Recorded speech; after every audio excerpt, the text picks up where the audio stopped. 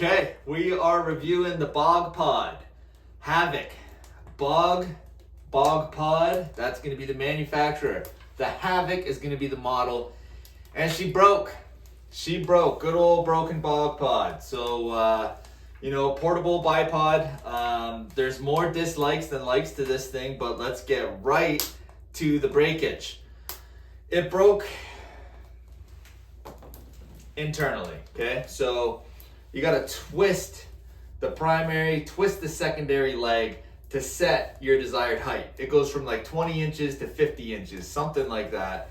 And the internals, the guts, they broke down, they wore out. I got about a year out of this thing. And so it's lefty-loosey, righty-tighty when you want to cinch it up to your desired height, okay? So it's not cinching. And I gotta like spin it around, do little tricks with it, hammering it shut, slamming it open, trying all these different things, just trying to get it to stick. It's to the point now where it's kind of, it's inserviceable. It's not kind of, it's not good for hunting. I got X amount of hours in the day. I can't be playing around with my little bipod trying to get her up in action, okay? So right now, I got it set to a height that kind of works. I can tow it out, kick it in, move my body around. Not ideal. Don't buy the Bogpod Havoc, all right? I was recommending it when I first got it. I'm like, oh man, this thing's pretty sweet. This, that, the other. It's no good. Junky. So, so it's broken, okay? Let's get that out of the way. The thing broke after a year. I'm not dragging this thing through Fallujah, kicking indoors with it, beating none of that's happening. I'm just using it, chilling, hunting, I've been pretty easy on it, to be honest. I've been harder on my rifle. My rifle's falling over in the truck, all kinds of, I'm like, optics solid, everything. The rifle's been good. This thing, junk. So, what do I like about it? I like that it's a bipod, right? And it gets me in an elevated shooting position above the terrain. Stable. Other than that, don't like anything about it. Don't like anything about it. Main dislikes, other than it broke after a year, main dislikes, okay? There's probably 3. These little feet, little feety poos on here, okay? Little boots, they come on and off, little caps. Underneath that boot is like a spike, okay? Spikes are good. I've used them. They grip you in the snow. When you're on ice, the spikes grip in nice. If you're running booties, your bipod's slipping out. So it's nice to have spikes, and it's nice to have the option to cover them up, right? That's a cool idea. It's executed poorly. Why it's executed poorly? Okay, so if I want to run the little booties, I'm taping them. I got to tape them on here because they sink down. They still post hole in the mud too far down, right? Or the snow. That's another tangent I'll go on here. But so I got to tape them on because they're not screw on. They're just kind of a friction fit, and you'll lose them. So you got to be rocking with some tape out in the field. If I want to use these on ice, like if I go from, snow, a little bit of loose stuff, whatever, and now I'm on ice, which I've been, there's just sheets of ice over top of the snow. I got to get my pocket knife out, cut the tape off. Now I got prongs, boom, using the prongs. I got these caps in my pocket. Now I got to put the caps back on, and now hopefully I don't lose them. Who wants to do any of that, right? That's not a fun time. That's not a fun time. So these removable caps are good. It's a good idea, right? And then my little tangent thing is have them screw on, right? Or something to where it's positive engagement. You're not going to lose them. And then more surface area. They're too narrow. It still post holes down too far in the mud. So we need more surface area, right? Yeah, maybe even like a little additional slide-on thing or something, right? So I can be a little bit more in the game with snow. Would be cool, okay? So the little feety poos, no good. The second thing that's not really key with this is gonna be that you open it up and you think you're open, but you're not. You still got whoop, and then some, if you want to stress the plastic up here a little bit. So what that does, you think you're open, then you got another solid 8 inches or something. What that does is, if I'm out here like this, and then action's over here. I kick it over here. Next thing I know, my right leg slides a bit in the mud, and this thing drops like significantly, right?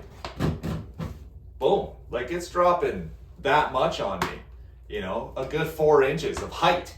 So that kind of sucks, because you think you're in the game, everything's good, and then bam, like you're way too low, and now I got to do all kinds of recovery stuff to kind of save my shooting position, my firing position. So don't love that. How other manufacturers have remedied that is they put a strap on the bottom of the leg, so you max it out, and then it's like you can do whatever you want. Bam, bam, something's over here. I can like kick the thing as hard as I want that direction, and I know I'm positively entirely maxed out. It's going to be the same height.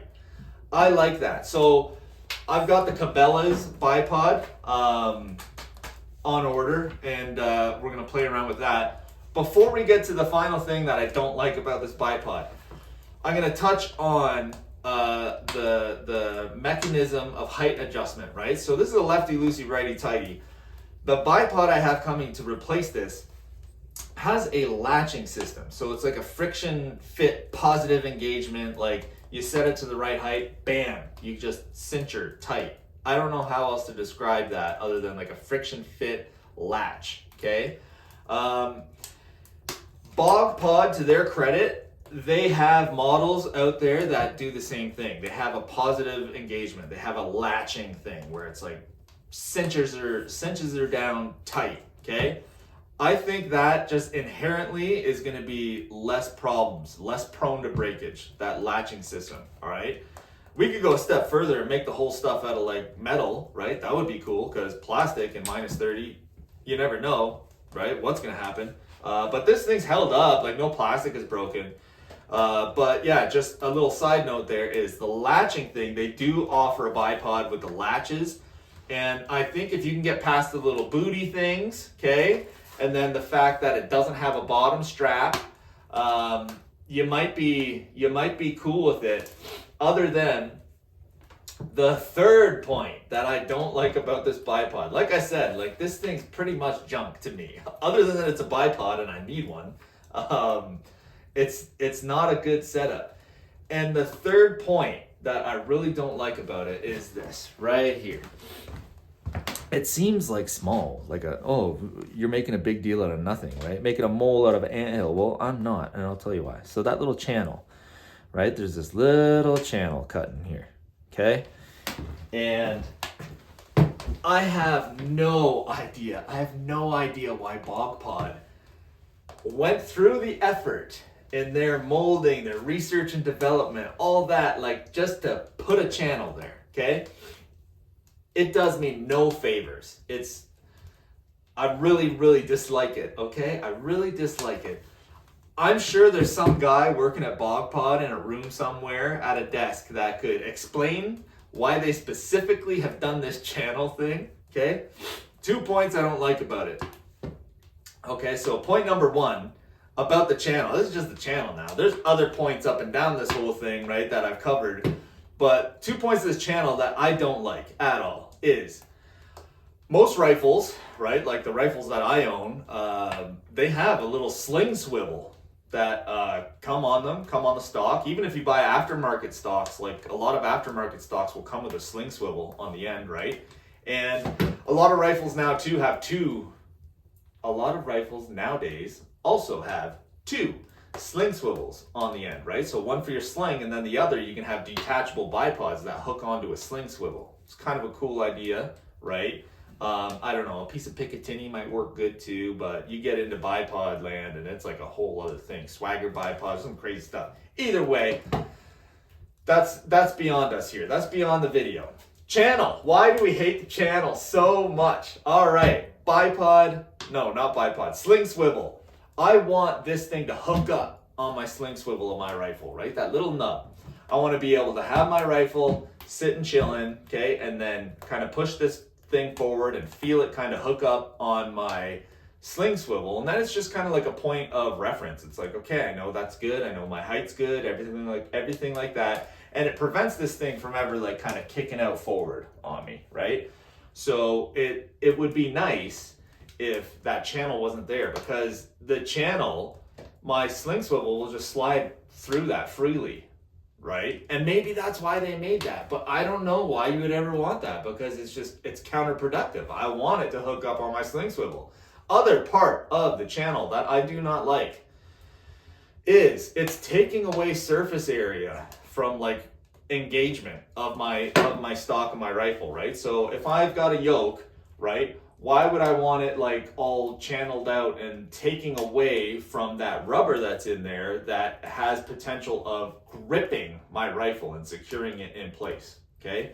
If this channel wasn't there and it was just all rubber, I wouldn't really care too much to have a sling swivel or not, because I believe that it would be so much more grippy, right? It would just kind of hang out where I put it on my rifle, right? So two things I don't like about the channel. No idea why they have the channel, okay?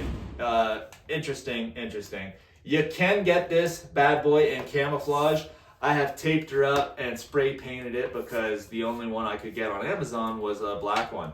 I don't know why manufacturers even make anything in all black. It makes no sense. Oh, we're a hunting company. Let's just make it blacked out.